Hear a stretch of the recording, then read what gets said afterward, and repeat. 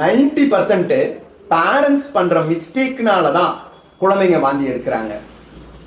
Actually newborn babies அடிக்கடி வாந்தி எடுக்கிறாங்க. இதனால நிறைய அம்மாக்களுக்கு ஒரு பயமே இருக்கும், என்ன பிரச்சனை ஏது பிரச்சனைன்னு தெரியாம முழிப்போம். ஆனா இதுக்கு காரணமே நாம சின்ன சின்னதா சில மிஸ்டேக்ஸ் பண்றோம். அதுதான் முக்கியமா இந்த 5-6 மிஸ்டேக். இதை சரிப்படுத்தணும்னா குழந்தைங்க வாமிட் எடுக்கிறது கம்மியாயிரும். குழந்தைங்க நல்ல வெயிட் கெயினோட ஆரோக்கியமா வளருவாங்க.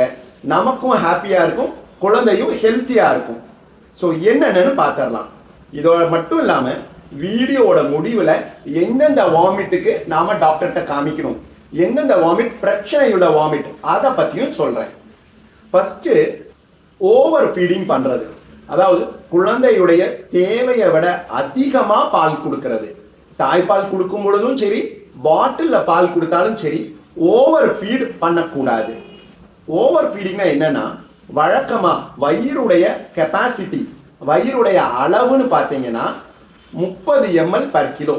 அதாவது 1 கிலோ இருக்கிற குழந்தைனா 30 மில்லி, 2 கிலோல ஒரு குழந்தை இருந்தா 60 மில்லி, 3 கிலோ குழந்தையா இருந்தா 90 மில்லி. இதுதான் வயிறுடைய கெப்பாசிட்டி. ஸோ அந்த வயிறுடைய கொள்ளளவை விட கம்மியாக தான் கொடுக்கணும். நாம எவ்வளோ அளவு கொடுக்கணும்னா 20 ml per கிலோ. ஏன்னா அது தவிர டைஜஸ்டிவ் என்சைம்ஸ், அசிடிட்டி இதெல்லாம் இருக்கும் இல்லையா? ஸோ டைஜஷன் நல்லா ஆகணும் இல்லையா? ஸோ அதனால வயிறுடைய அளவை விட நாம கம்மியாக கொடுக்கணும்.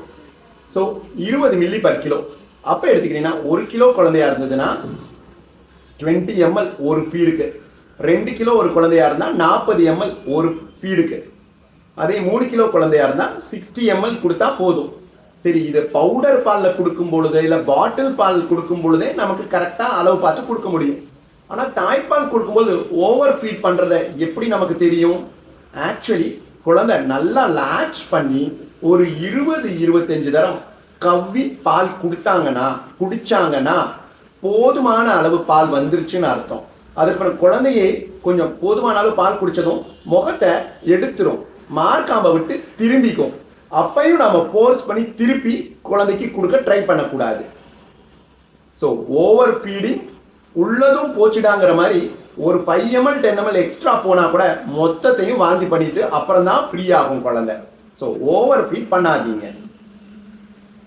அப்புறம் முக்கியமானது, பாட்டில்ல பால் கொடுக்கும் பொழுது பேஸ்ட் பாட்டில் ஃபீடிங் கொடுங்க. அதாவது குழந்தைய நல்லா அப்ரைட்டா பிடிச்சுக்கிட்டு, அதுக்கப்புறம் குழந்தையுடைய வாய்க்கு பாட்டில் வந்து நேரா இருக்கணும், ஹரிசான்டலா இருக்கணும். அந்த மாதிரி வச்சு பால் கொடுங்க. அப்பப்ப கொஞ்சம் எடுத்துட்டு பால் கொடுங்க. ஃபோர்ஸ் பண்ணி பாட்டில திணிக்காதீங்க. ரெண்டாவது முக்கியமானது, பால் குடிச்ச பிறகு உடனே கீழே படுக்க வைக்காதீங்க, பிளாட் பொசிஷனுக்கு கொண்டு போகாதீங்க. ஒரு 15-20 நிமிஷமாவது வர்டிக்கலா பிடிச்சுக்கோங்க, உயர்த்தி பிடிச்சுக்கோங்க. உயர்த்தி பிடிக்கிறனால என்ன அட்வான்டேஜ்னா, பால் மேல இருந்து கீழே வரும், ரிவர்ஸ் ஃப்ளோ இருக்காது. அதே கீழே படுத்தீங்கன்னா ரிவர்ஸா ஃப்ளோ ஆகி வாமிட் வரும்.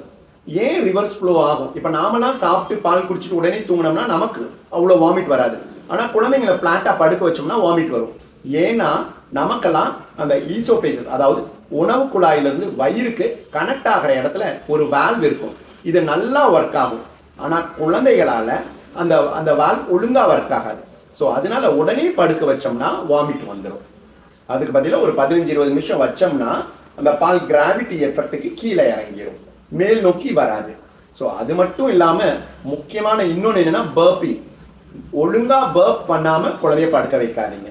ஒரு 15-20 நிமிஷம் ஆனாலும் பொறுமையா இருந்து பர்ப் வந்து பேபி ஒரு கம்ஃபர்டபுள் ஆன பிறகு படுக்க வைங்க.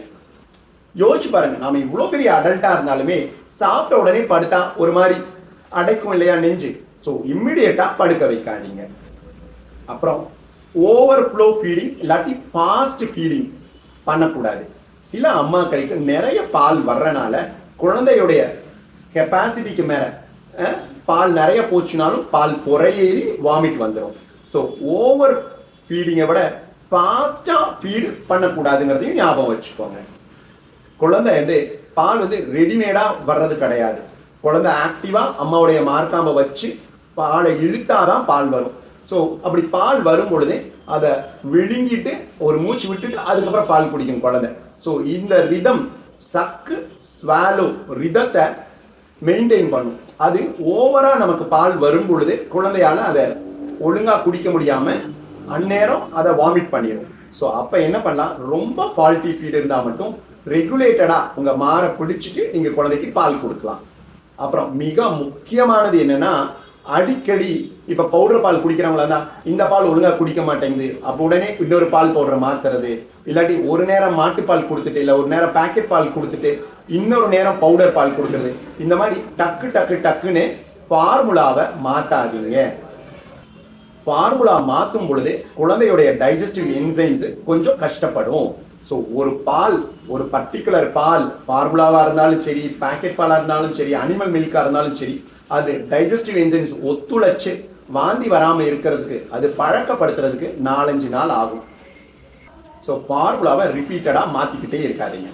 அப்புறம் அன்னெசரியா டாப் அப் பண்ணாதீங்க. சில பேருக்கு என்ன ஆகணும், குழந்தை சீக்கிரம் வெயிட் கெயின் ஆகணும் அப்படிங்கிற ஒரு ஆர்வத்துல தேவையை விட அதிகமா டாப் அப் பண்றது.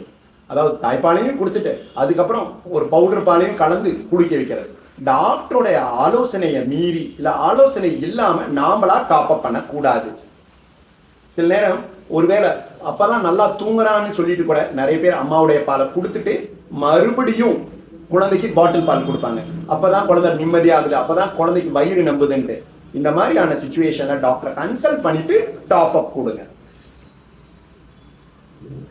சில நேரம் வாந்தி எந்தவித பிரச்சனையுமே இல்லாம ஸ்பிட்டப்பா வரும். நம்ம சொன்னது எல்லாம் பண்ணா கூட, எல்லாமே கரெக்டா ஃபீட் பண்றோம், லாச்சிங் ஒழுங்கா பண்றோம், ஒழுங்கா பொசிஷன் பண்றோம், அதுக்கப்புறம் பர்ப் பண்ணிட்டு தான் கீழே போடுறோம். இருந்தாலும் சில குழந்தைங்க வாந்தி பண்ணுவாங்க, அது ஸ்பிட் அப் அப்படின்னு சொல்லுவோம். பட் இந்த மாதிரியான வாந்திக்கு நாம கவலைப்படக்கூடாது. ஏன் கவலைப்படக்கூடாதுன்னா, இந்த மாதிரி வாந்தி ஸ்பிட் அப் பண்ணிட்டா அதுக்கப்புறம் குழந்தை கம்ஃபர்டபுளா இருக்காங்க, ஆக்டிவா இருக்காங்க, விளையாட ஆரம்பிக்கிறாங்க, மறுபடியும் பால் கொடுக்குறாங்க, நிம்மதியான ஒரு நார்மல் பேபி. ஆனா அப்பப்ப வாந்தி பண்றாங்கன்னா கவலைப்படாதீங்க. சரி, எந்த வாந்திக்கு கவலைப்படணும்? முக்கியமா கிரீன் கலர்ல வர்ற வாந்திக்கு கவலைப்படணும். அதே வாமிட்ல பிளட் ட்ரேசஸ் இருந்தாலும் கவலைப்படணும். சரி, வாந்தி எடுத்துக்கிட்டே இருக்காங்க, ஃபீடும் ஒழுங்கா பண்ண மாட்டேங்கிறாங்க. So persistent vomiting with poor feeding, டாக்டர்கிட்ட கன்சல்ட் பண்ணணும். அதே மாதிரி வாமிட்டிங்கோட வயிறு வலியும் சேர்ந்து இருக்கு அப்படின்னாலும் கவலைப்படணும்.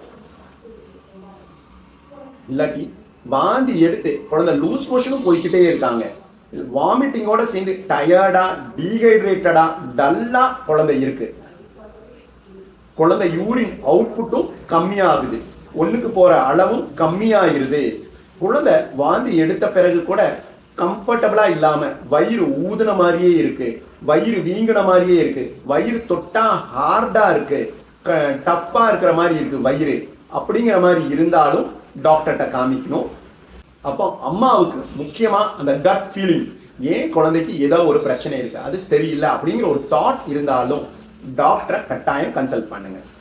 நம்ம வீடியோஸ் உங்களுக்கு பிடிச்சிருந்ததுன்னா லைக் பண்ணுங்க. மேலும் பிரெஸ்ட் ஃபீடிங்கை பற்றி உங்களுடைய கேள்விகளை, டவுட்ஸை கமெண்ட் செக்ஷன்ல கேளுங்க. நான் என்னுடைய ஃப்ரீ டைம்ல ரிப்ளை பண்றேன். நம்ம வீடியோஸ் உங்களுக்கு பிடிச்சிருந்ததுன்னா கண்டிப்பா சப்ஸ்கிரைப் பண்ணுங்க. அதுதான் நம்மளை மோட்டிவேட் பண்ணும்.